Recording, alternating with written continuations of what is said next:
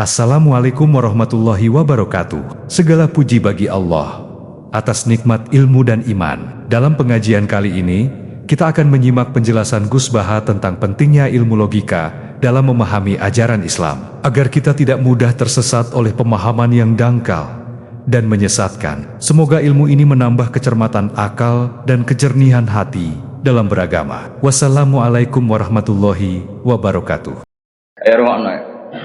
Iki penting ya, gue ngelatih tauhid. Ya napa nggih ngelatih napa? Setan itu kepinginnya wong itu gak berpikir. Sehingga terjadilah teori tobiyah. Tobiyah itu alam ini wujud dengan dirinya sendiri. Kata dengan sendirinya sendiri itu diulang-ulang. Terus ditambahi rofahiyah. Eling-eling rofahiyah itu urip mapan. Butuh kelon-kelon, butuh mangan-mangan, butuh turu-turu, butuh dugem-dugem. Karena orang ini sudah mendewakan hawa nafsu, sehingga kenyamanannya ya kelon, seks, turu, jagungan, semuanya seperti itu. Nah, ini yang dikritik orang tasawuf. Sebab itu awal kekafiran adalah rofahiyah, hidup poya-poya. Karena dengan poya-poya ini orang tidak pernah berpikir serius, akhirnya tidak menemukan Tuhan. Sampai akhirnya ada paham komunis, ateisme, nihilisme. Saya itu pernah ketemu orang ateisme, tanya saya gini, Pak Bah, saya ini cara berpikir ateis. Saya mau iman kalau Anda bisa membuktikan Tuhan itu siapa. Lalu buktinya apa kalau ada Tuhan? Terus saya bilang gini, betul Anda ingin iman? Ya. Terus saya pakai teori mantek karena saya dulu pernah belajar mantek. Kelirunya orang Islam, ini rumah orang memang ini serius ngaji. Memang syaratnya ngaji harus mengenalkan sama Allah. Inti ngaji adalah mengenalkan orang kepada Allah, ma'rifat. Caranya adalah bin nadzari sahih, dengan pikiran sing sehat. Kamu betul ingin iman? Ya Bapak, saya tanya. Kalau ada rumah terbakar, kamu suka enggak ada orang yang bilang sebabnya kena konsleting listrik atau ada apa meledak? Atau Anda suka bilang enggak ada sebabnya sama sekali? Oh senang yang ada sebabnya, misalnya ya tadi kena konsleting listrik atau kompor terbakar dan sebagainya. Lalu kalau alam wujud ini kamu suka ada sebabnya apa tanpa sebab? Ya suka ada sebabnya sebetulnya saya. Sebab itu oleh Islam dinamai Tuhan. Sebab ini oleh Islam dinamai Tuhan. Sebab itu dalam ilmu mantek, sebenarnya ilmu mantek pun nggak kenal Allah, bahkan nggak pernah nyebut nama Allah. Saya ulang lagi ya, di ilmu mantek, ilmu logika yang diajarkan di pondok-pondok itu tidak pernah nyebut Allah. Yang disebut adalah alam ini rubah, alam ini makhluk. Kalau makhluk butuh khalik. Paham ya? Alam ini sudah akibat musabab. Kalau akibat berarti butuh sebab. Yang sebab ini kita sebut musabbibul asbab. Dan sebab ini harus lebih dulu ketimbang yang disebabi. Sebab itu harus bersifat qadim. Dan kalau wujud ini butuh sebab wujud, maka wujud penyebab disebut wajib atau wujud superior atau wujud super. Kita sebut wajibil wujud. Paham ya? Sehingga wujud yang ada ini kita butuh sebab. Yaitu harus ada wujud yang superior. Kita nambahi wajibil wujud. Nah, semua itu oleh Islam disebut Allah. Ya, semua itu oleh Islam. Tapi uniknya orang itu langsung iman. Betul ya orang itu. Nah kiai-kiai tidak menerangkan gitu Bapak. Sehingga saya nyari-nyari Allah itu siapa. Mulai dulu bilang kalau Allah itu faktor alam, saya iman. Itu kelirunya kita membalik logika. Dia mau iman, tapi dia nyaman dengan istilah Allah itu yang dikatakan Tuhan adalah penyebab dari semua ini. Mungkin Einstein bilang itu kausa prima, mungkin orang modern bilang apa saja. Paham sih belum maksud? Jadi akal itu harus menemukan itu pasti gak nyebut Allah. Nah Islam yang mengatakan itu, coba sama cek saja. Ketika Allah mengenalkan dirinya, Iqra bismi rabbikal ladzi khalaq. Allah itu zat yang menciptakan. Khalaqal insana min. Itu gak pernah nyebut dirinya Allah. Ya Yuhanna su'budu rabbakum. Rabbakum siapa? Alladzi khalaqakum walladzina min qablikum. Tuhanmu itu siapa? Yang menciptakan kamu, yang menciptakan orang sebelum kamu. Sebagian ayat, saya kata Allah, nyembahlah saya itu siapa? Zat yang menciptakan langit. Nah kemudian sifat-sifat ini oleh Islam, yang punya sifat itu didamai.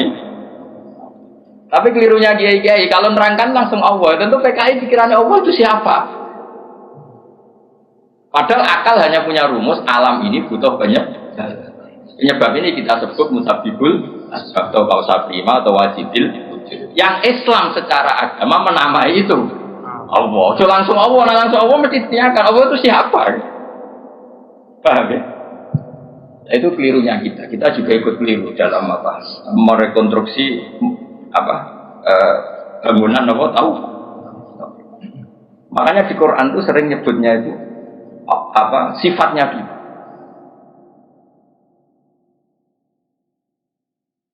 Ini penting saya utarakan. Jadi ini penting sekali ya karena nanti sampean senajan to muridku, kalau muridnya Mbah Mun, muridnya Bapak, nanti muridnya Nabi, nanti ketemu mungkar nakir.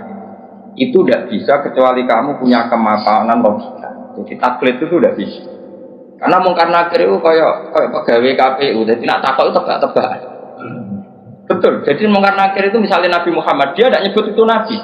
Ma taqulu fi hadzal rajul. Jadi enggak ma taqulu fi hadzal. Yang diajarkan Mudin itu formalitas standar mungkin kompilasi hukum Islam apa. Itu sebetulnya nggak tahu saya. Kalau di Bukhari di Muslim, malaikat mungkar nakir tanya gini, ma taqulu fi hadzal rajul. Bagaimana komentar kamu tentang hadzal rajul? Bukan Nabi misalnya. Lelaki itu siapa? Padahal maksudnya lelaki itu adalah Rasulullah SAW. Tapi supaya pertanyaannya lebih sulit, coba kamu komentar lelaki itu siapa?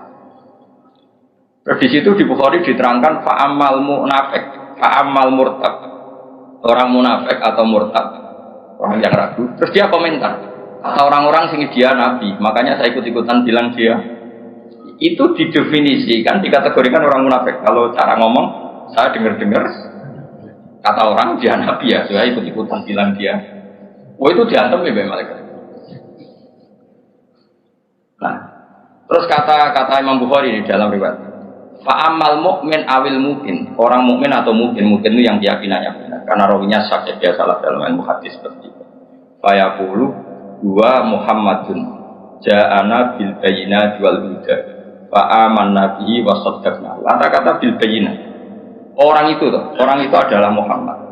Dia nabi yang datang ke kita bil bayyinat dengan bukti yang begitu jelas. Maknanya bayyinat wal huda dan membawa petunjuk.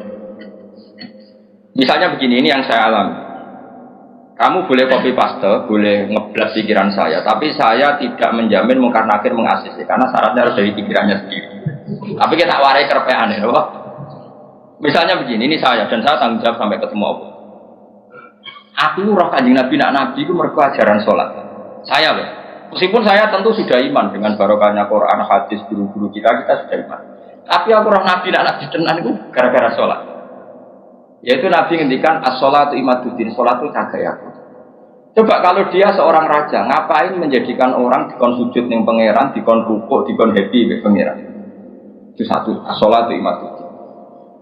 Terus Nabi ku mati-matian. Nah, ana sahabat gak sholat jamaah. Itu jare Nabi sekali-kali wong tak kon ngimami santri, aku gak ngimami.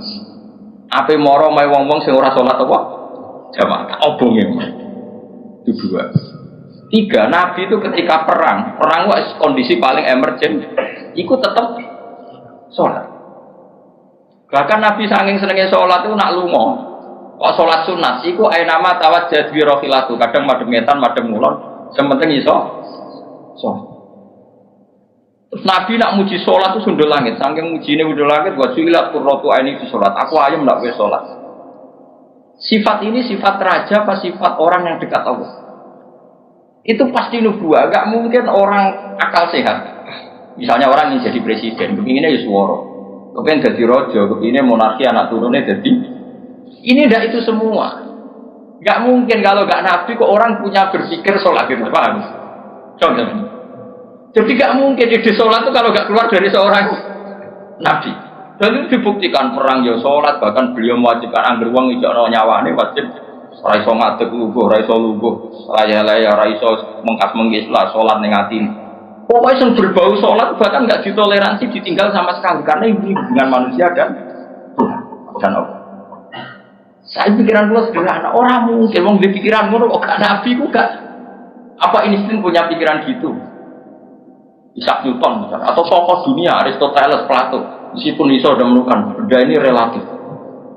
Ya mesti relatif. Misalnya manuk doro, ya rumah nongki, misalnya manuk apa merpati atau manuk kentilang, itu cara wong-wong rak manuk yang tidak sangar, tidak ganas. Sing ganas itu manuk apa bidung atau manuk apa elang. Mergo elang iso mangan derkuku. Iya jare derkuku elang itu ganas. Tapi jare ular. Jare ular tetap derkuku besok apa? Ora itu sing manuk-manuk lemah itu. Empret yo ganas ngene korban. Ya ta. Lah iya, itu kan sesuatu nama pasti nisbi.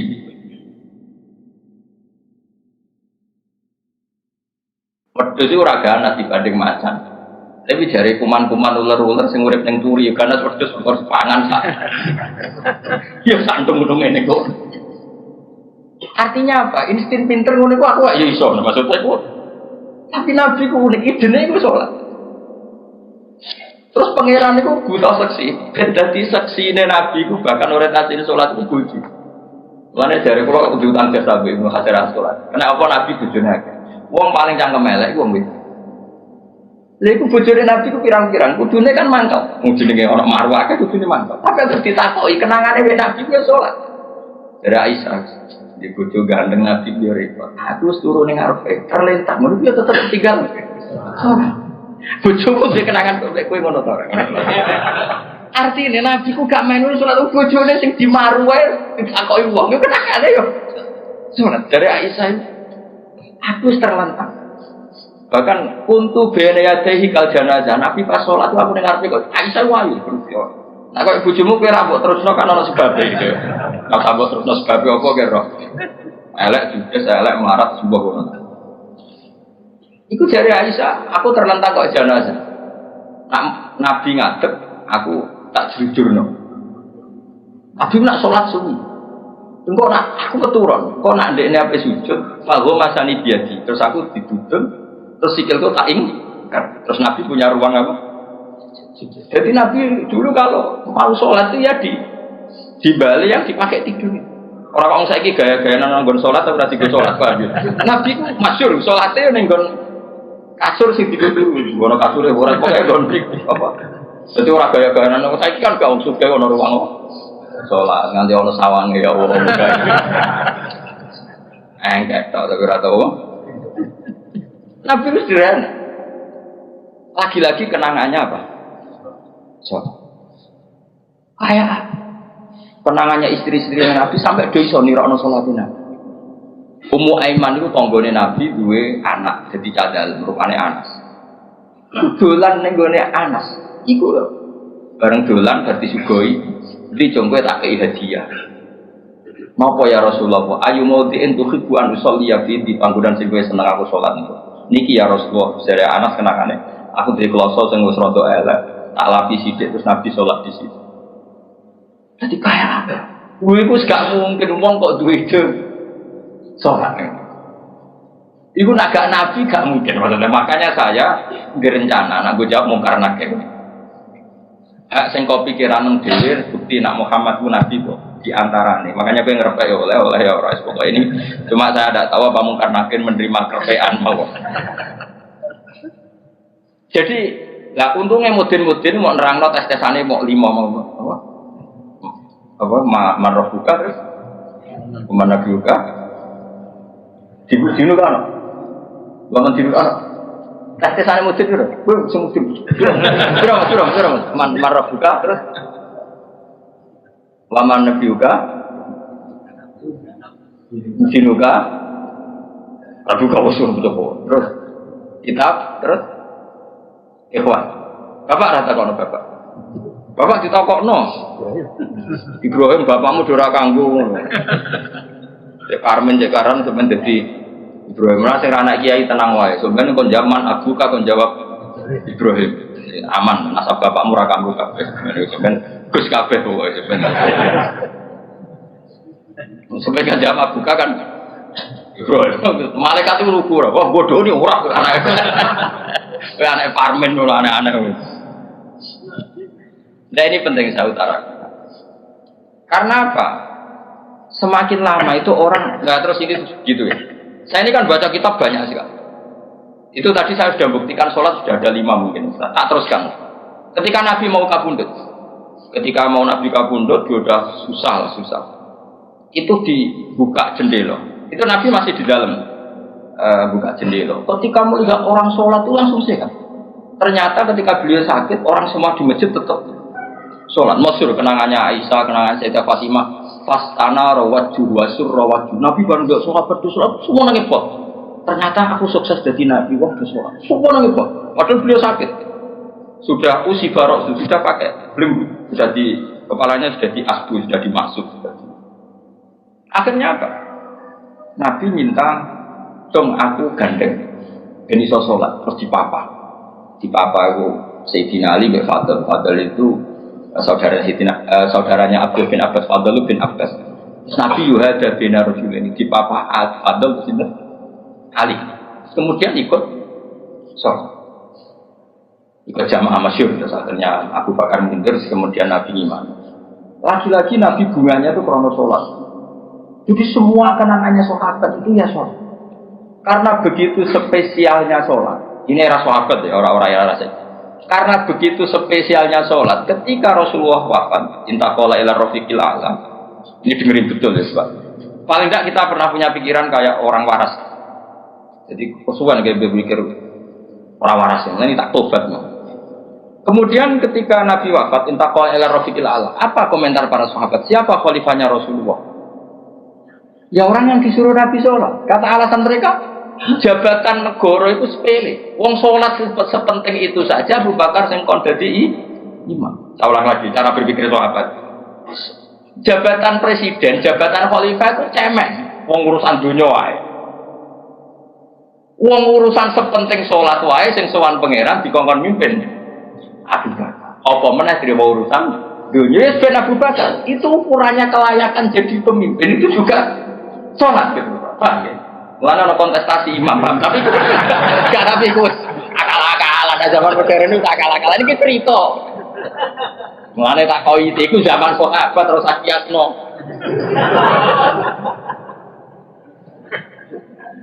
ya, tapi sama pernah dengar toh, ketika sahabat milih Abu Bakar alasannya apa? Karena Abu Bakar ditunjuk ngimami sholat. Terus pikiran mereka sholat sepenting itu saja oleh Rasulullah diridakno dipimpin Abu Bakar. Dia juga khalifah Abu Bakar. Kayak apa urgensinya sholat sampai semuanya rujukan.